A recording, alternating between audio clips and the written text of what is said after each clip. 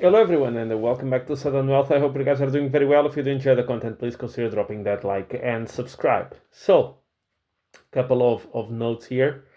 So this is a shortened week. Of course, July 4th, we have holiday, the 4th of July in the US.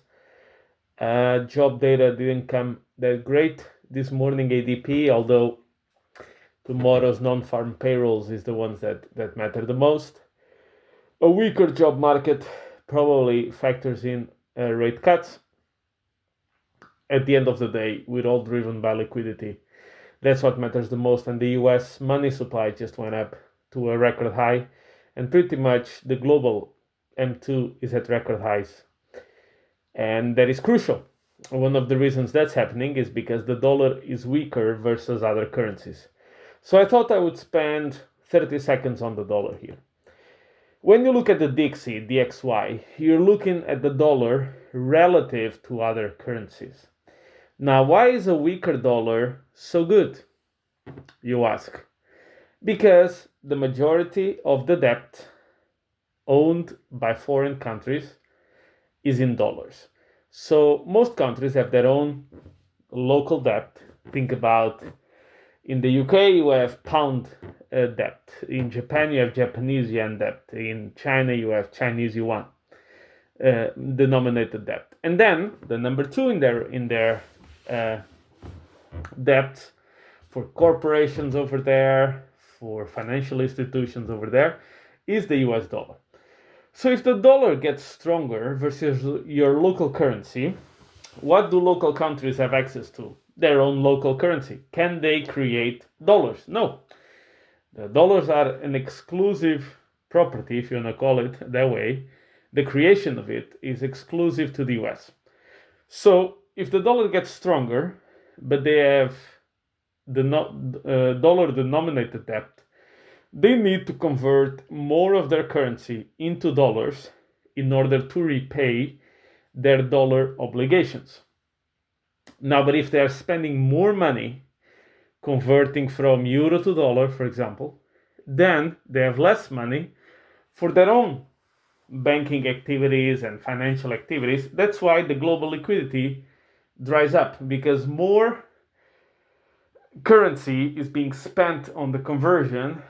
When the dollar goes down, then less currency is spent on the conversion, so they can take the extra liquidity and buy risk assets with it. So that's why you want to see the dollar coming down. Then oil is very important. Why? Because oil is the most important commodity because it touches, oil influences gas, gas influences electricity prices. Oil prices influences gasoline prices, which influences transport, shipping, fertilizers, petrochemicals, agriculture. You get the drift.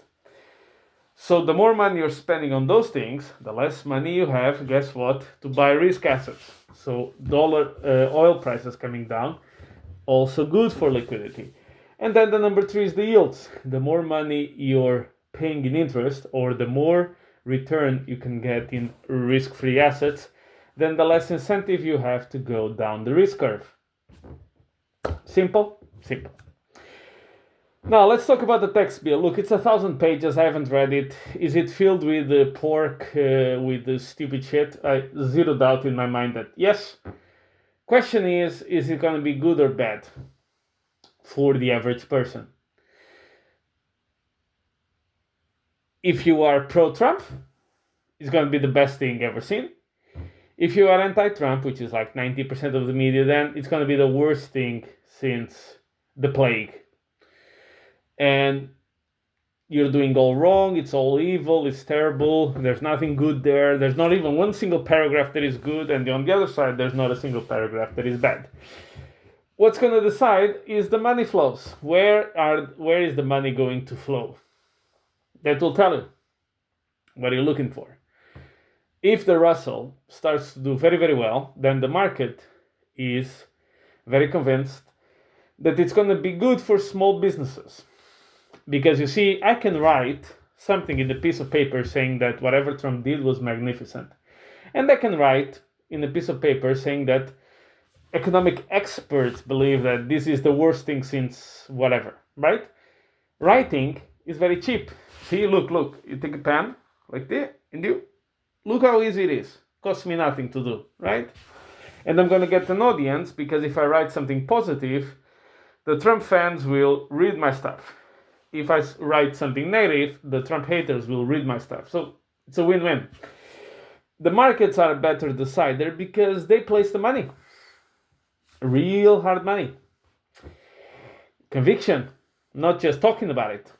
Because it's a bit like, I'll give you the example of JP Morgan. JP Morgan hates crypto as a scam, but then facilitates ETFs, looking at tokenization of assets, issues bonds on the blockchain, blah, blah, blah. So you see, token is cheap, but then you look at the actions. Oh, actually, you interact quite a bit with cryptos. Yes. Basically, yes. And once again, we hit new all-time highs. There's conversations about a ceasefire in the Middle East. That would be great. I hope so. What else? There's apparently a trade deal with Vietnam. Seems like the Vietnamese market is going to get completely open to the US with no tariffs.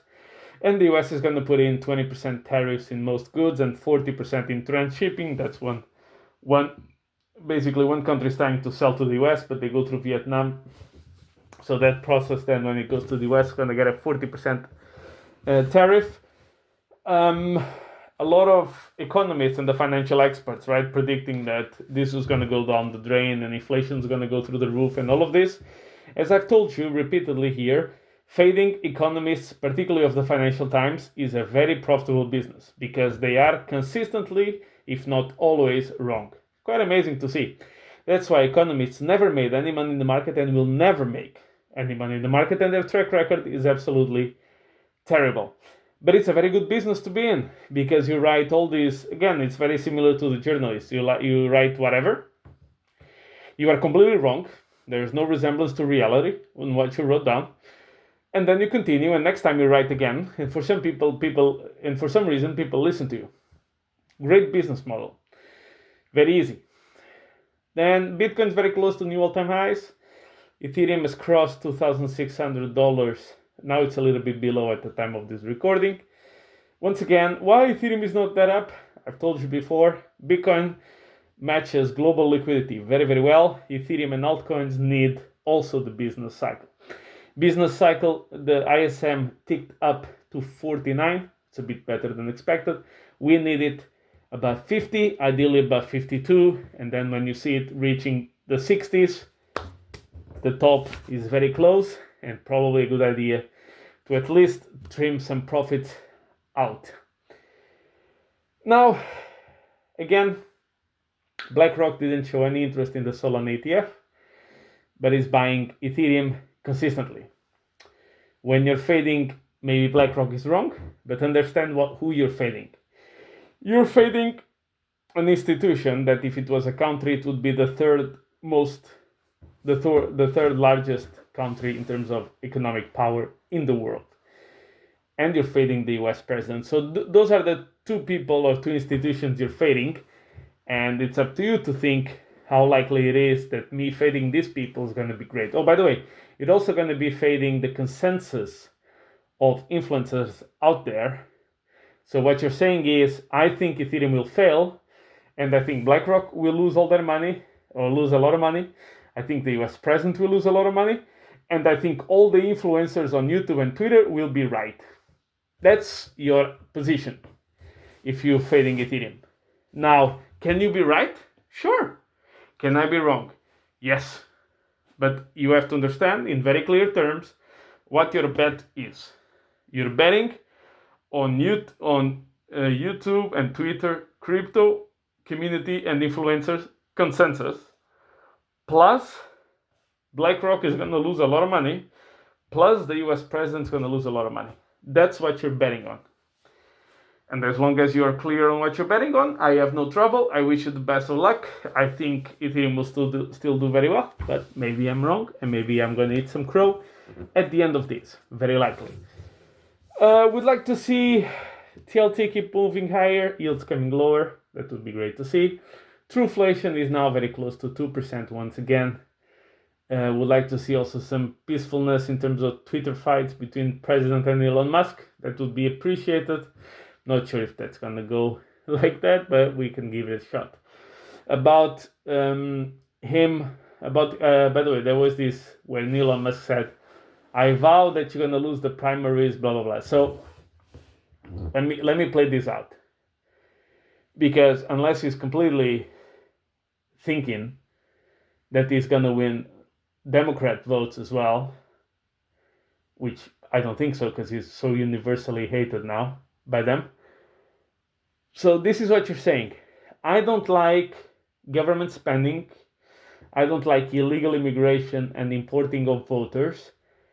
And I don't like the government taxing people out of existence.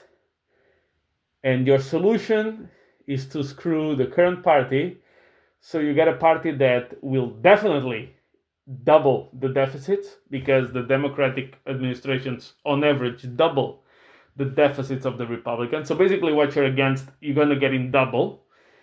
You're going to get illegal immigration through the roof again, and importing of voters, and you're going to get high taxation, and maybe they want to take a piece of you in terms of vengeance for you helping to elect Trump, and maybe go after your businesses. So this is what you want. Or maybe you're just trying to get some liberals to buy your cars again. I don't know. I really don't know. I admire Elon Musk a lot. I think actually, if you ask me honestly, his concern comes from a right place. But I'm also getting a bit sick and tired of all these billionaires like Ray Dalio, who's quickly becoming Harry Dent, about how everything is about to implode and that the dollars will be worthless, etc., while taking billions of dollars, no problem, and building factories and building stuff in the US, despite this upcoming complete disaster. They keep on doing it. If you actually believed what you're saying, if you actually believed what you're preaching, you'd be living in the bunker by now. And you're not.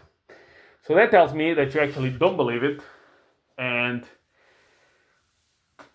I don't know, particularly with Ray Dalio, I guess he's just trying to sell some books. Maybe I'm wrong. Who knows? So, summary. Check for that global liquidity. Check for oil stabilizing at these low prices, hopefully a little bit down. Check for yields continue to go down or not going much higher from here, and look at the dollar also below 100. Anything below 100 I think is positive. Anything closer to the low 90s would be even better. And we should start and see Bitcoin very shortly hitting all-time highs. Altcoins will take a little longer. We need the business cycle to pick up a little bit, but here's the issue. In the previous cycle, I think it was the previous cycle, Polygon, that nobody remembers anymore, Polygon did 140x in 31 days or 41 days. So that's the problem, is if you're not positioned, if you're waiting for all these type of confirmations, by the time you get them, you already lost half the move, and that ends up to be the reality, and you just get left behind. And with that, thank you very much for support, guys. Don't forget, like and subscribe, and I'll catch you in the next one.